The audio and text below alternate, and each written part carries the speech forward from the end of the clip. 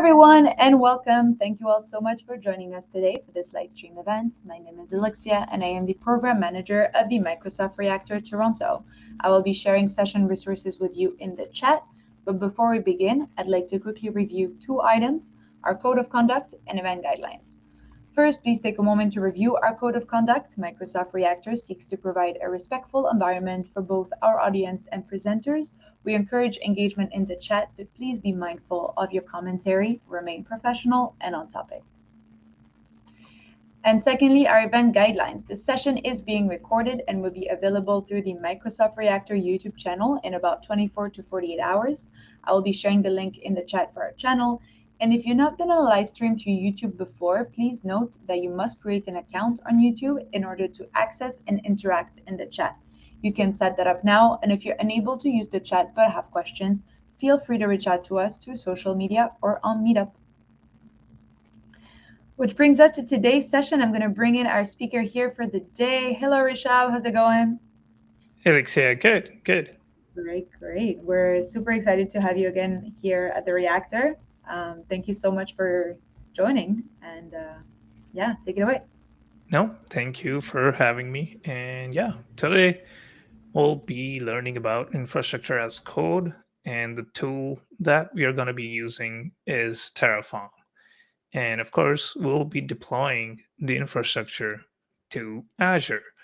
But before we get to the deployment part, and that is why this is a two-part series, so make sure you stay tuned. The second part will be on in 2 weeks on a Wednesday, and that's when we'll cover some advanced topics. But today we'll start with the beginner content of what is Terraform, how it works, and also we'll write some Terraform code, and we'll see the magic happen where our code file generates resources in Azure. So yeah, that's what's in the agenda today. A bit about myself. I'm Rishabh. I'm a developer evangelist working for Twilio, and I love to talk about cloud and DevOps, and that's why I'm here. So I've done few events with Microsoft Reactor here in Toronto and New York, and this is the Microsoft New York office in the picture that you're seeing. And yeah, I love talking about cloud and DevOps. So that's a bit about me. And you can find me on rishabhkumar.com. All of my socials are on the website. So feel free to add me on Twitter or Instagram or LinkedIn, whichever your preferred social media platform is, if you have any questions, after the session. And today's kind of the requirements, going over if you're following along as I build this project out. So first you need an Azure account and make sure you have a subscription within Azure that's, has valid billing, or has billing enabled, or if you're still using your student accounts or free tier, should be fine. Just make sure you have an Azure account. You will need Terraform installed on your dev machine or your local machine. And I'll go over the installation steps. It's pretty easy if you have used package managers before. And then you also need Azure CLI, because that's how the authentication will happen between Terraform and Azure. And this is optional, but you can have a domain name. So since in the next part, we'll be deploying a website to Azure, having a domain name will make it more personal instead of having the domain name or the URL that will be given to us by Azure. So it's an optional part, but if you want a domain name, you'll have to buy it probably. Or if you have already one, you can create a subdomain, but it's an optional requirement. So talking about Terraform and how basically it works. So infrastructure as code is an important concept within the DevOps principles. So it allows you to, define both cloud and on-prem resources in human readable configuration files instead of you going into the console and deploying infrastructure manually. You have the opportunity to automate it, have it version controlled, and you can also reuse these configuration files. And that concept of infrastructure as code, um, the tools that are in space are Terraform and Pulumi, and there are other tools that are available, just like Azure Bicep, right? The thing with Terraform is it's open source, so there's an open source version available, and you can deploy your infrastructure to any of the cloud providers. And I'll show you in the next diagram what I mean by that. So basically, how it works is there's a Terraform provider which the engineers at Microsoft built for specifically for Azure, and then similarly there's a provider for GCP, Datadog, any of the cloud platforms that are available. And that provider basically has a set of instructions for us to have in our configuration file, which then Terraform talks to the target API to launch the infrastructure. So that's basically how Terraform works. And this diagram is from HashiCorp. So this is not something that I generated, but in a nutshell, this is a brief explanation of how your configuration file works with a provider that is available on Terraform registry and then talks to the target API. Moving on to the next slide. So this is a bit more in-depth, explanation. So you have your Terraform project right here. You have your configuration file and a state file, and we'll talk about what is a state file. You write your Terraform code file, and the syntax that you use is called HCL. It's really close to JSON and a mixture of YAML, but you'll see it in action in a few minutes. And then, as I said, you have 1,000+ providers available from Terraform. And today we'll be using the Azure provider by Terraform, and you can pull that from the registry. So you write the code, you plan out your infrastructure, and then you do Terraform apply, which is the command, and that infrastructure gets deployed to the respective cloud provider. So yeah, now let's go ahead and going back to the requirements. Let's make sure you have the CLI and the Terraform installed on your local machine.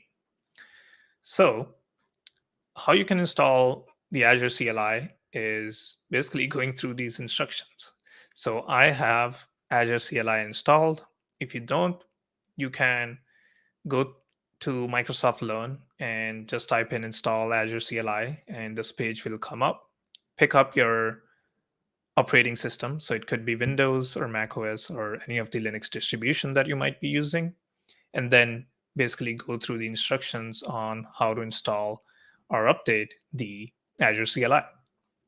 So I have the latest Azure CLI installed, and I also have it authenticated to my Azure account.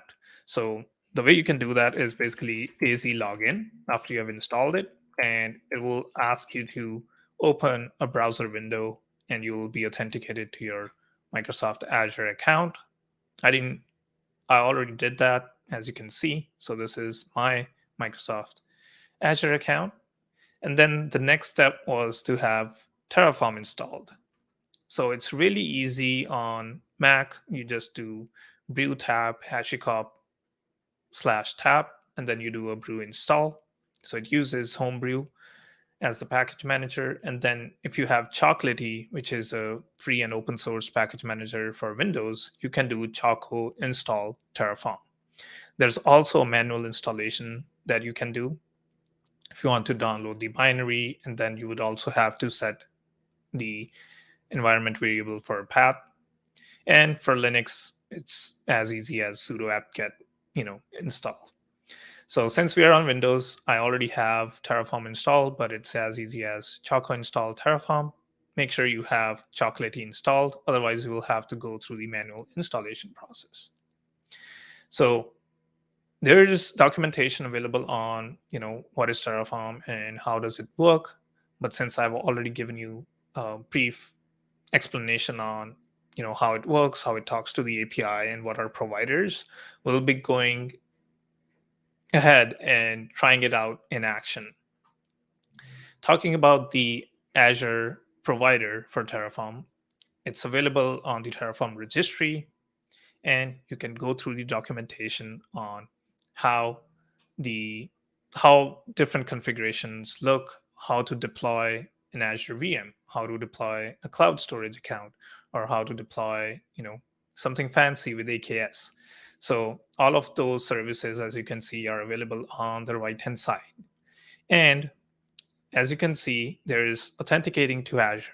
So this is where our AZ, you know, CLI or Azure CLI will come in handy.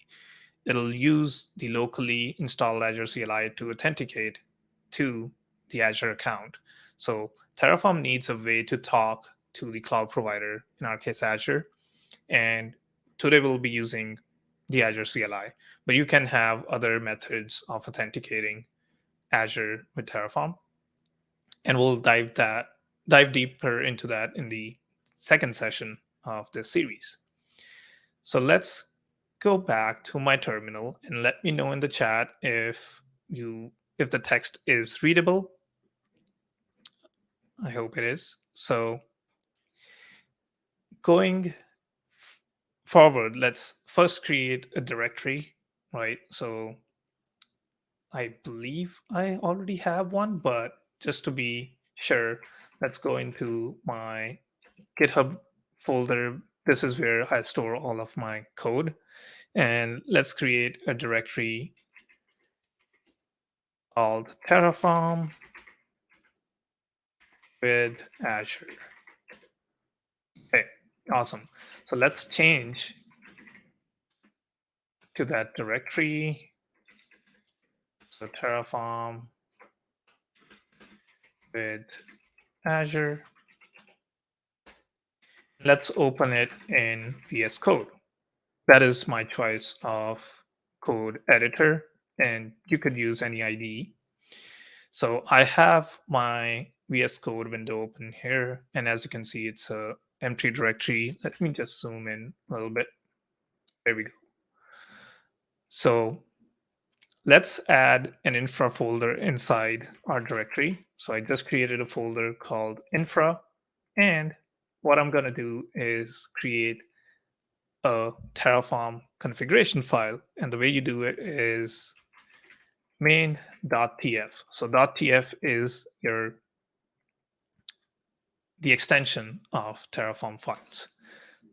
So there we go. You have main.tf, and usually how the infrastructure or how the Terraform best practices are, usually the file that has all the configuration for your resources and infrastructure is called main.tf, and that's why I named it main.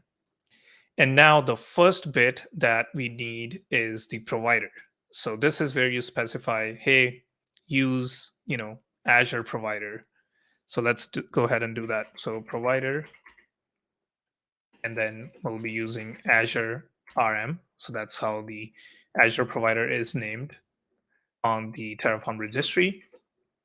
And then features, we can leave it blank for now. So just because we are getting started. So this is how you define a provider block. So now Terraform knows that it needs to use Azure provider. So let's create our first resource. So create a resource group. So if you're familiar with Azure, you might know that you have resource groups. And within those resource groups, you have your resources like a bucket or a cloud storage account, an Azure VM, right? And I can show you what I mean by that. So going back to my Azure account, you need to have a resource group to allocate resources. So this is what we'll be creating. You can see I have many of these. So let's create a new one. So create a resource group. And now we will write some Terraform code. So resource, and then Azure RM resource group. There we go. And I have some extensions installed, which I think is the official Terraform extension, which helps, as you were seeing, it auto populates what I'm trying to do, right? So Azure RM resource group. And then, so this is what the resource is called within the Terraform file. So this won't be the name in Azure. The name of the resource group in Azure will be this. So let's change that to Terraform demo. And for location, East US, because that's the closest location to me. And here too, let's, instead of RG, let's rename it to resource underscore group. And I'll show you what's the use case of having a name within the Terraform file, because we can repurpose this in the next code blocks that we will write. So this is not the name in Azure. This is the name that it will be referred to within the Terraform file here. So we have our resource group. To begin with, let's create a simple storage account, right? So let's go ahead and do create. So this is a comment. So comments in Terraform are by the number symbol and then whatever your comment is. So create a storage account.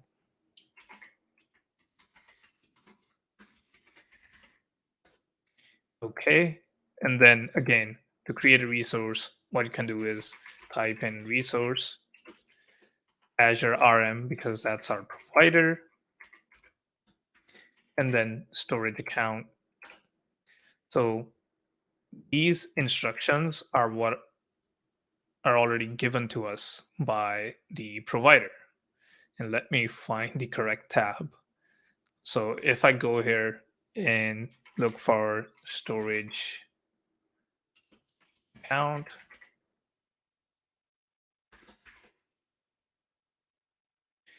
and on the left hand side, we can see there's a resource called Azure RM storage account. So this is what I mean. So the instructions on how to use a particular provider are set by that said provider. So in our case, Azure RM has the instructions on how to create a storage account with HCL, which is the HashiCorp language. So that's what we have here. So let's rename this to something more unique. Terraform Toronto. And let's give it a number 6 at the end. Let's also add Azure here. There we go. And then, as I was mentioning to you, so the resource group name, instead of typing this, so we could have this here. So resource group name is rg-terraform-demo, which is this basically, which is what we named the resource group in Azure. Or you can use, you don't have to hard code it. You can use the property name within the Terraform code file. So what I did is Azure RM resource group dot resource group, which is this, dot name, which is this property. So that's how these resource names within Terraform come in handy. And same thing, as you can see, we did with the location is Azure RM resource group dot resource group dot location, so it gets East US. So instead of hard coding East US here, we are picking it up from the previous block of code. And then account here, we can go with standard, and account replication type is LRS. So my idea with this project is, sorry, I'm just going through a comment and says, someone said, cute how he's making a Copilot demo at the same time. Exactly. So I'll show you what he means. So if I go here and do dot, you see how there's a comment or a highlight saying location, because that's Copilot that's recommending me to have this bit of code here. So Copilot, if you don't know, go check it out. It's an amazing tool. I just got access to it, I think, a month ago, and you can install the extension on VS Code. But there is a Terraform extension too, which is also helpful. So it reads the provider and generates generic code types that it thinks would be useful. So yes, Copilot and Terraform extension is what is kind of generating this um, before I even do anything. So you can see it already is trying to enable HTTPS traffic. So the other thing I want to do with this storage account is I want to host. So the second part of this session will be hosting a website. So in order to host a website, I want to make sure the storage account is set up in a way that it knows that we will be hosting a static website. And the way you do that is by a property called static website. And then you basically have to define an index document and an error 404 document. So let's go ahead with index document. And I want to name it index.html. So this basically is giving us a storage account which has static website kind of enabled. So Azure knows that this storage account will be used for a static website. So we have got, just doing a quick check, we have got our name, we have got our resource group, we have got a location, we have got account tier, which is basically you can go and read about storage account tiers within Azure. So we are using standard, and we have got a replication type, which is LRS. One thing I would like to mention is when you're using a storage account for static website hosting, you have to make sure the account kind. So you see how account kind came up? This is not Copilot, this is Terraform's extension. So the account kind is storage v2. Oops. And this is, again, something of a limitation from Azure. Not a limitation, but another property you need to add if you're hosting a storage, a static website on storage account. So I think we are good on the storage account resource. So we have our resource group, we have our storage account. Now we need a blob within the storage account. So let's go ahead and do that. So create a blob storage, or basically so that we can upload an index.html in the second session, right? Because we defined that our index document is this HTML file, which until this point doesn't exist. So that's what we are going to do. So let's rename this comment to add index.html file. Okay, so resource. And then again, you can go back here to the provider documentation and search for blob or storage blob. There we go. So this is how you can have a storage blob within the storage account. And going back to our code editor, let's type that out. Azure RM storage blob, I think it was called. Yes. And let's name it blob within the Terraform file. And now we can set the actual name that we were going to use. So name Copilot is kind of right. We want to name it index.html because that's what we're trying to upload to our storage account. Storage account name.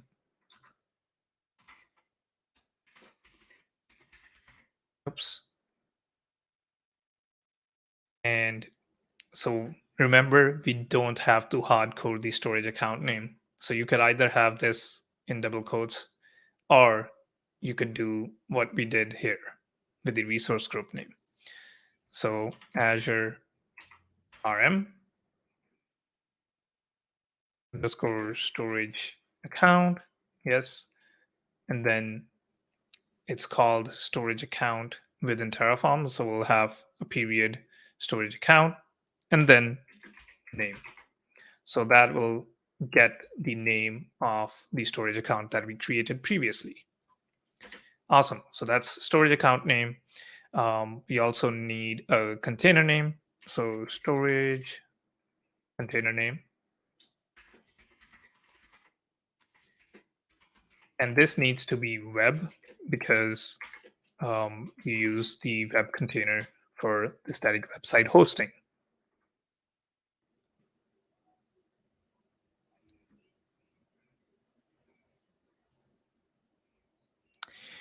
So I see a question here saying, if you have multiple resource group, what are your options to give them different names?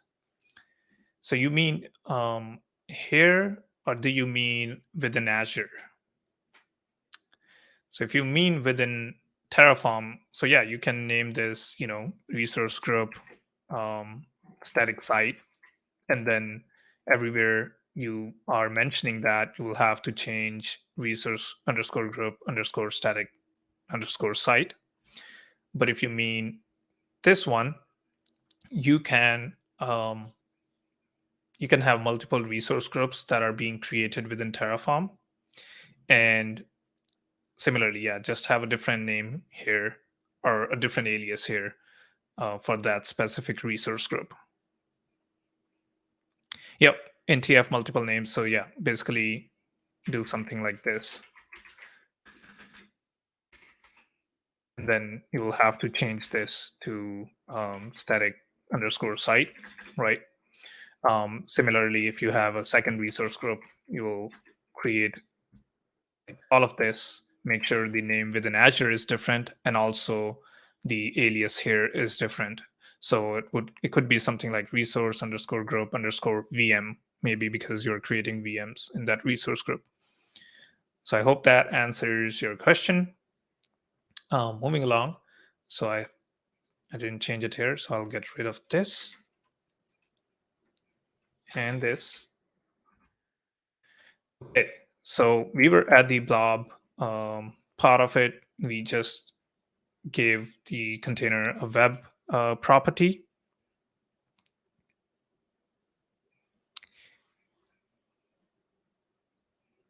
Yeah, so the question, the person has some feedback. So I find it's a good idea to never give anything a generic name, always give everything a descriptive name. Yes, I highly recommend that. And you will see this Terraform file will evolve towards the second session because we are going to introduce variables, and we'll also tear apart this Terraform file into different sections. So instead of just having one main.tf, you'll see multiple TF files. And yeah, I just wanted to wait on that because so that this makes sense as someone who might be a beginner. Okay, so moving along, we have storage container name, and we have that as web. We'll have a type, which will be block. Again, this is all that I'm reading or referred to here, and also the blob account or the blob documentation or the storage account documentation on Azure. So it's nothing that I can bypass. I have to give those properties a type and a name. And then content type is gonna be HTML. So text HTML. And I think that's all apart from the actual index.html. So that's all we need for the blob itself. So for the source content, underscore content, you can either specify a file, but just to begin with the deployment side of things, let's just have our own HTML written right now. So we'll say, "Ahoy, this is a website deployed using Terraform. Look at that. Copilot even guessed what I'm trying to write using Terraform. Okay, so I feel like we have everything. So we have um, 3 resources in total. So the first one is the resource group, because we need a resource group for our resources in Azure. Second, we have a storage account that's set up to host a static website. And third, we have our index.html that we create. So, and that index.html basically has a text saying, oh, hi, this is a website deployed using Terraform. So let's go ahead and save this. And now is when we'll be using the Terraform CLI. So first of all, I have to make sure I'm in the right directory. So cd infra, and then do Terraform init. So Terraform init is just like Git init, how it initializes a Git repository. Terraform init initializes a Terraform project. So Terraform init. And as you can see, the initialization is downloading and installing the Azure RM provider from the Terraform registry. So now you can see Terraform has been successfully initialized. Now, if we do Terraform plan,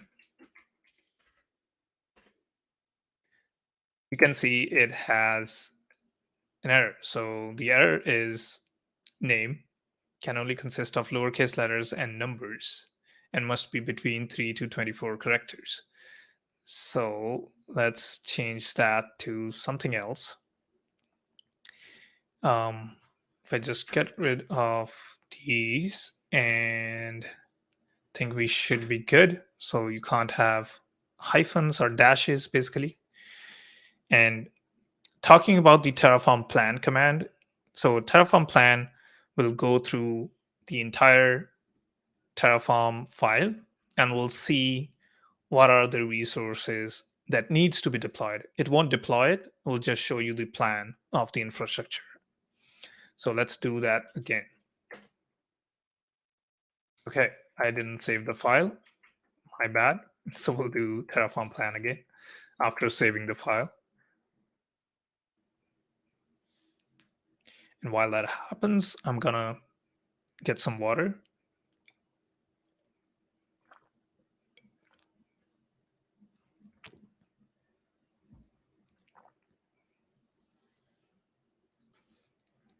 Okay, so the plan gave us this output. And basically, you can see all the things that are being created or we are planning to create. So the plus sign means, just like in Git, the plus sign means these are the things that will be added. So there is a resource group that's going to be added. There's a storage account with these properties that will be added. And then there's the storage blob that will be created for our index.html. And at the end, you get a summary of plan, 3 to add, 0 to change, 0 to destroy.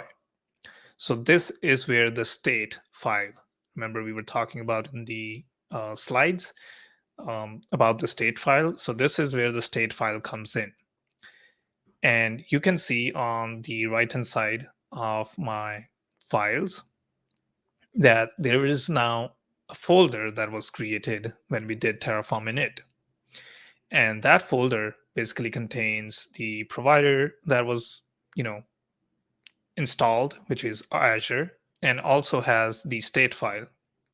So state is basically how Terraform remembers what state the infrastructure is in. So right now it knows that none of these 3 resources have been deployed, and that's why the plan is to add 3. Once we deploy this and do any change, it will not add 3 resources. So you would see something like 1 to change, 0 to destroy, and 0 to add. And we'll see that. So that's a bit about the state. Now, there's another command called Terraform format. And what it does is basically formats your Terraform file or sees for errors in your Terraform configuration. So since I knew that the configuration looked fine, I didn't run that, but you can also run that to, make sure the formatting is good. Now let's do Terraform apply, and apply will deploy the resources to Azure. So let's wait for it to ask a message. So it'll ask you, are you sure you want to deploy this? And you have to enter yes, and you'll see shortly here. And I also see a comment in the chat. So I'll be going through that. FI only, I wouldn't use TF names like resource group, storage account, or Bob. It doesn't scale beyond one of each. And as a beginner, was unclear if it was a type specifier that couldn't change.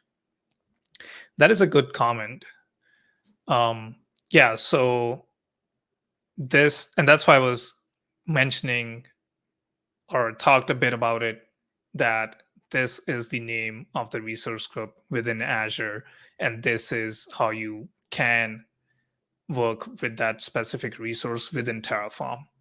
But yeah, I agree. Like having a resource group name that is not just generic resource underscore group um, is a good pointer, and that's why I mentioned it will be changing as we go to the second part of this demo.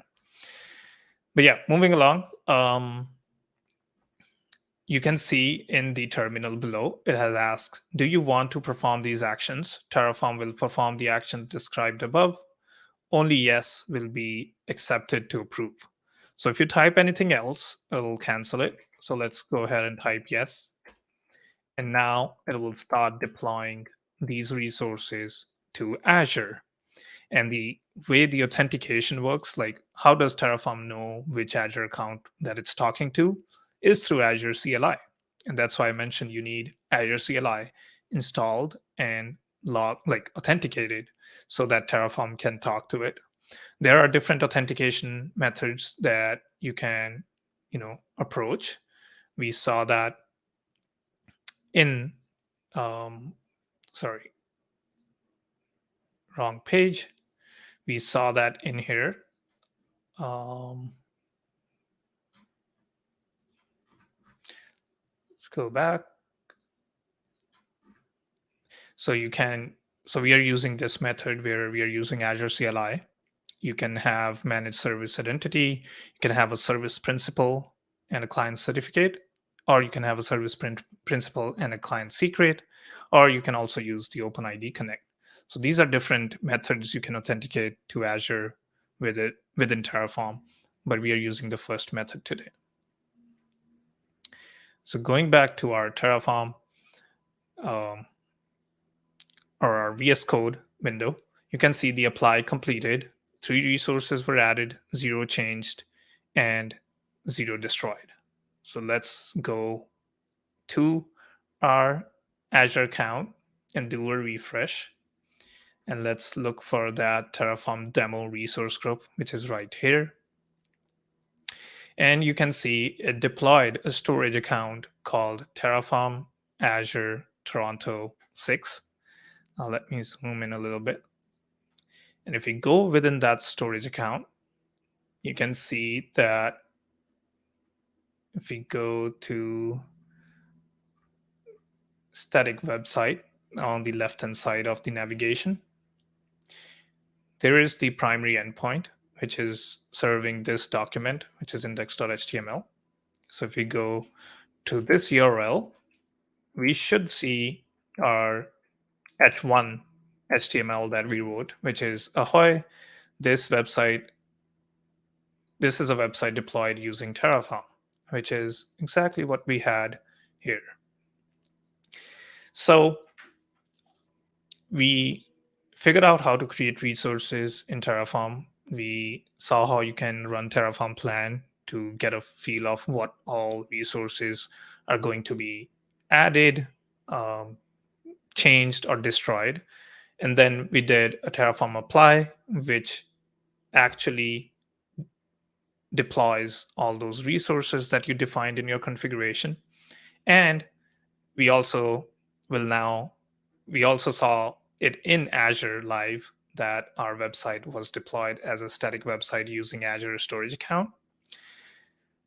Now, the next part of this session will include some advanced concepts, as a few comments were mentioned, about naming conventions. I'll also introduce you to the variables and how to use variables within Terraform, and also a really cool concept of having a backend um, for our state file. So if I somehow mess up the folder or the files that were created locally, which has the state file in it, um, I could be destroying my Terraform configurations. So it will not remember the state. And now I have resources that are deployed in Azure, which Terraform isn't aware of. So there could be a lot of confusion and issues, especially when you're working within teams and you have multiple engineers that might be working with the infrastructure using Terraform. That's when the backend, remote backend comes into play, where you can use a bucket.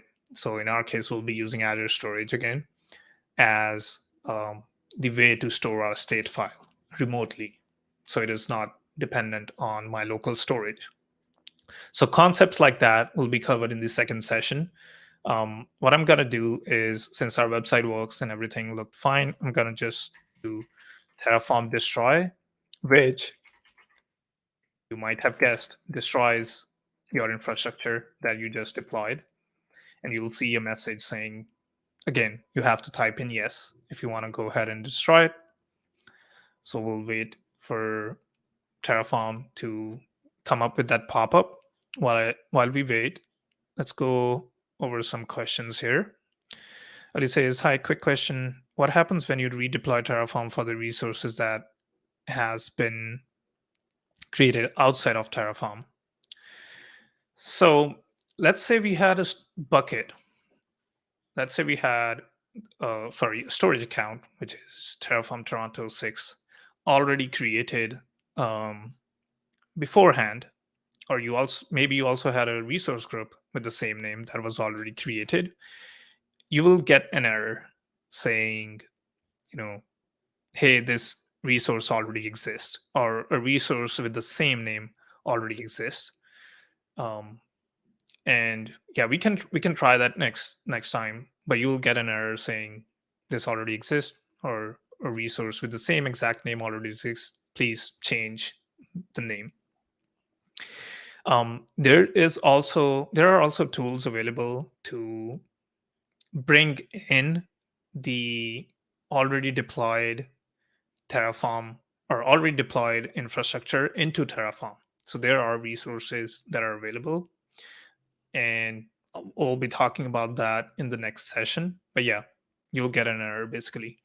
So now you can see, just like Git, you are seeing the red subtraction signs, which basically means it'll be destroying all these resources. And if you go at the end, you can see 0 to add, 0 to change, 3 to destroy. So I'm fine with that. So I'm going to say yes. And that will basically take care of cleaning up the resource group, the storage account, and the index.html file that we created today. But yeah, that was the kind of introductory session to Terraform and Azure and how the Azure RM provider works, introduction to HCL, and some of the concepts within Terraform. And as you can see, it's destroying the infrastructure right now.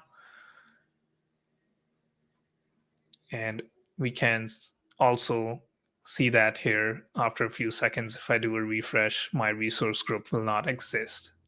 But yeah, that was the today's session. I know there's another question in the chat, so let me go over that.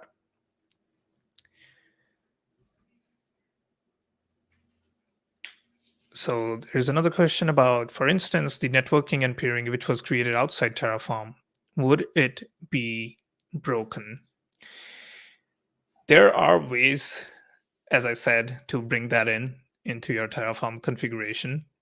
Um, but you will just get, so like it will, once you have it in Terraform, um, if we did a Terraform apply before I did the destroy, if we did a Terraform apply again for all the same three resources, it will say the Terraform, like the infrastructure already exists. So there will be 0 to add, 0 to change, 0 to destroy, and it keeps track of that using that state file. So once you bring the peering and networking things into your state file, and there's a way you can do that. Um, yeah, it'll just remember that the networking uh, part of it already exists. It won't redeploy it or cause an issue. But there are like external tools available to do that. Is it worth considering Terraform HCL versus ARM Bicep versus Pulumi Python? Or is Terraform the solution that has won in the marketplace and just focus on that? I think it comes down to your preference. So let's say you don't want to learn, um, HCL, you don't want to learn Bicep, you're already very familiar with Python and you are checking out Pulumi. So that might work for you. Um, but then all these different tools are solving the same purpose, which is infrastructure as code, but the way they do things are different. Terraform was one of the tools that I started out my infrastructure as code, um, like production level, creating modules and custom modules for the past company that I was working for, and I just got really comfortable with using Terraform. Um, if it had been Pulumi or ARM or Bicep, like I think it would have been kind of the same journey. But yeah, with Terraform and Pulumi, the good part is that they're available for any cloud provider. So you're not like without Bicep, you can only deploy Azure um, infrastructure. With CloudFormation, you can only deploy AWS infrastructure. Jubin says, what is the benefit of using Terraform over JSON automation templates that Azure already have? I think all of the things that I just said in the previous answer, basically. So if you're working with multiple cloud providers, which you might be, um, you can deploy that by using one tool instead of using different tools for different cloud providers. So I started with CloudFormation for a bit, but then some of you might already know, who are familiar with my career, is my company went through an acquisition, and now instead of just supporting AWS, and that's why I did CloudFormation, because we were only supporting AWS as a cloud, we moved to a bigger company, and now we were supporting Azure, GCP along with AWS. So we had to come up with a tool that would support all three cloud providers. um, so yeah, it gives you more uniform structure and less code to work with. um, Moving on to the next question, is it practical to create TF files that work multi-cloud, such as use on other cloud platforms, or are there too many differences in resource and identity naming? I So far with my experience, and I could be wrong, there might be experts who have done this. So far with my experience, yes, it is tricky. So I usually have different files for different cloud providers, just because a given provider works very different to, so for example, the Azure provider works very different to GCP provider, and the naming convention is really different. So you might there is a possibility to do that all in one file, but it'll get hard, like I'm imagining that it'll be hard to manage within one file. So that's my take on it.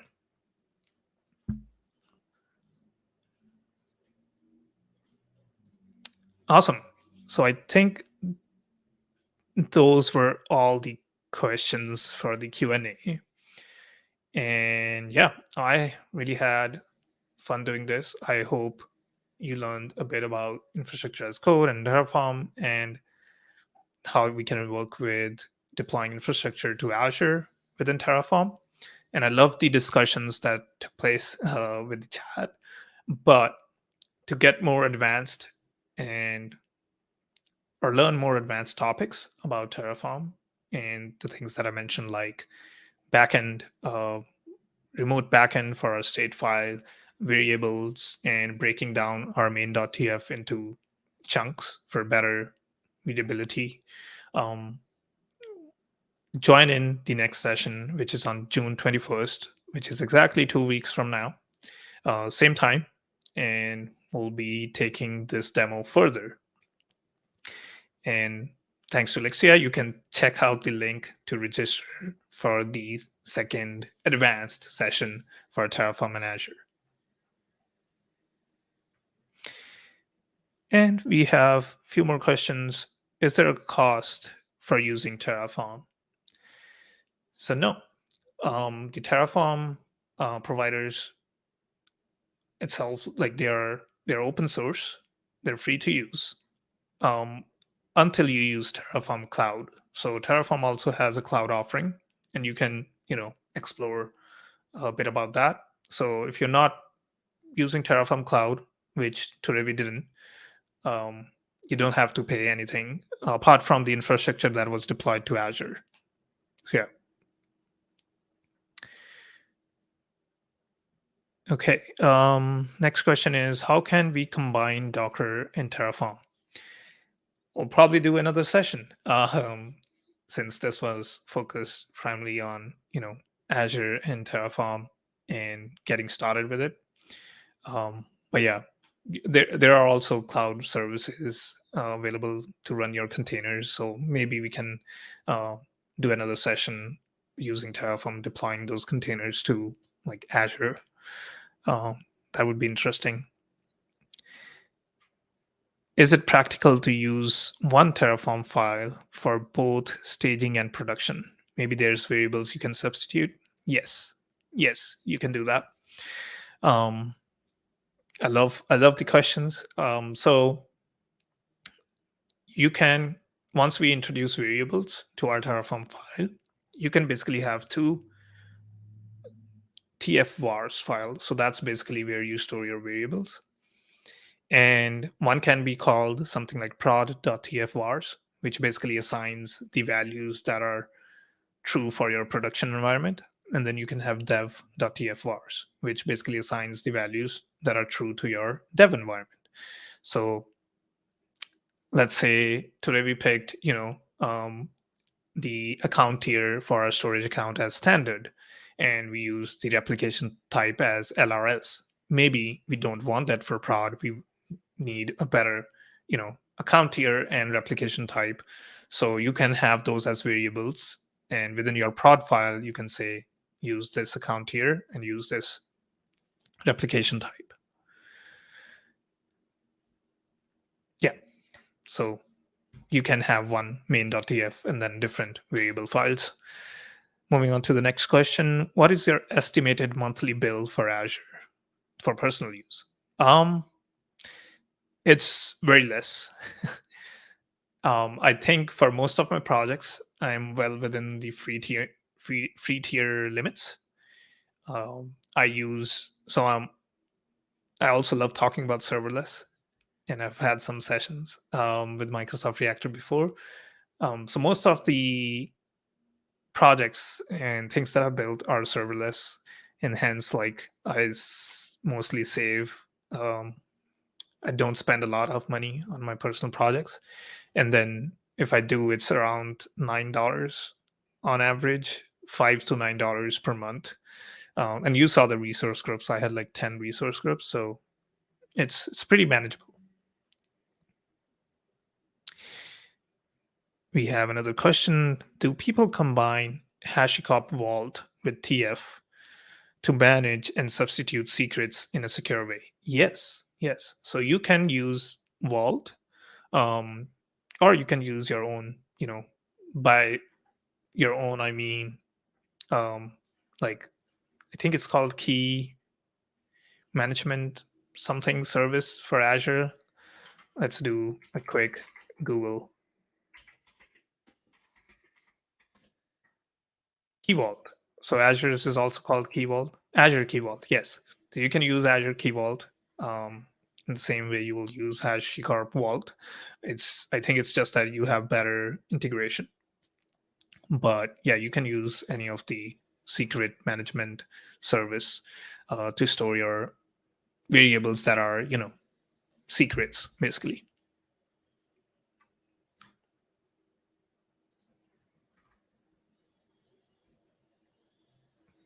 Awesome. I think, oh yeah, we are doing great on time. I didn't realize that. So I think those were all those were all the questions.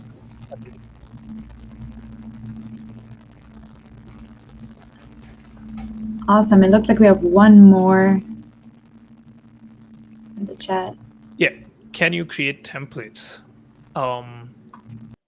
Could you be more specific? Do you mean like reusable templates or like your own modules?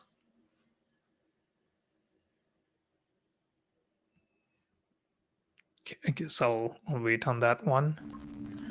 While we wait, I just wanted to take the opportunity to thank you again so much for joining our session today.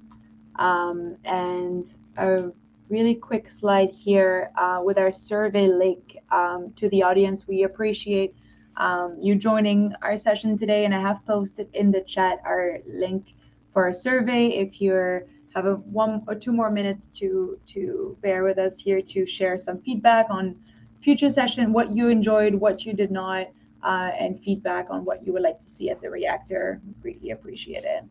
The event code is 20032. And it looks like we have our other half of our question. I'll let you respond to that one. Awesome. So meaning, can you create a TF template for setting up something like full stack resources and then overwrite parts of it? Yes.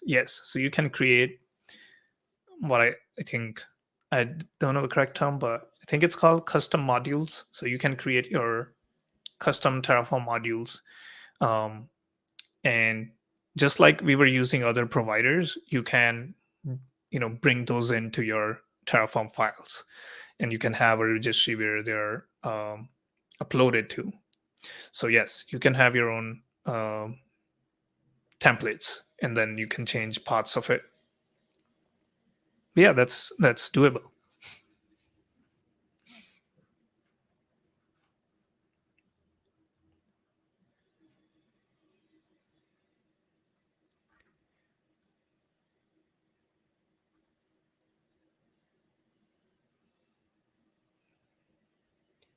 Okay, we have one more. Can we combine OpenAI and Terraform to automate everything? Well, we saw.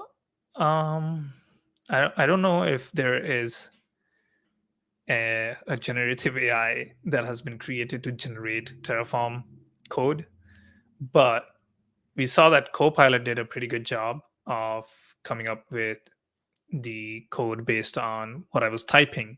So it was generating a template to write Terraform.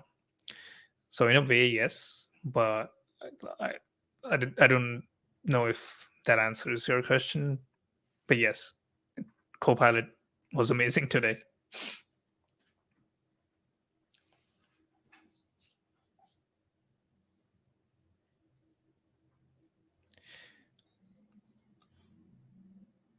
Awesome.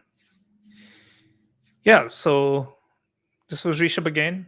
Make sure you go ahead and fill out the survey. The event code is 20032. You can find me online on any of these social media platforms that you use. The website is rishabhkumar.com. I'll have links to all my socials. And yeah, this was fun. I'll see you in the next session in 2 weeks.